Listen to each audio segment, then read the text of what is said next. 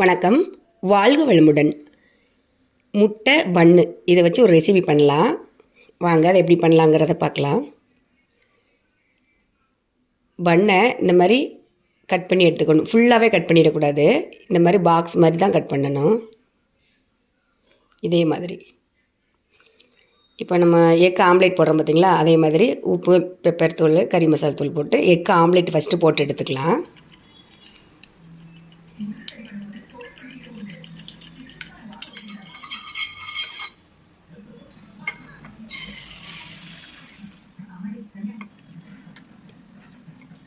இது மாதிரி egg ஆம்லேட்டை first போட்டு எடுத்து வச்சுக்கணும். அப்புறமா கட் பண்ண பன்னு இருக்குது பார்த்திங்களா, அதை 2 பக்கமும் சுட்டு எடுத்துக்கலாம். அடுப்பு சிம்மிலே வச்சுட்டு சுட்டு எடுங்க.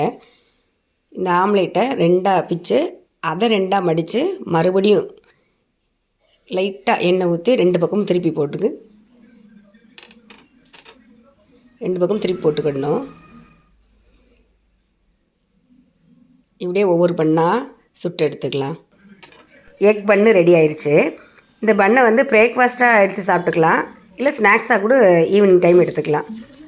இப்போ வீட்டில் வாழைக்காய் பொரியல் பண்ணுறதுக்கு வாங்கினோமா, அதில் சிப்ஸ் போட்டு பார்த்தோம், நல்லா இருந்தது. ஆல்ரெடி நான் அந்த வீடியோ போட்டுக்கிறேன், சிப்ஸ் வீடியோ.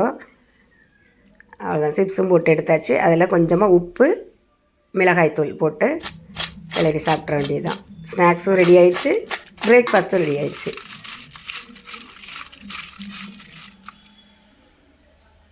மீதி இருந்த ஆம்லேட்டு பன்னு ஸ்நாக்ஸு, அவ்வளோதான். ஒரு நேரம் பிரேக்ஃபாஸ்ட்டே சாப்பிட்டு முடிச்சாச்சு. தேங்க்யூ.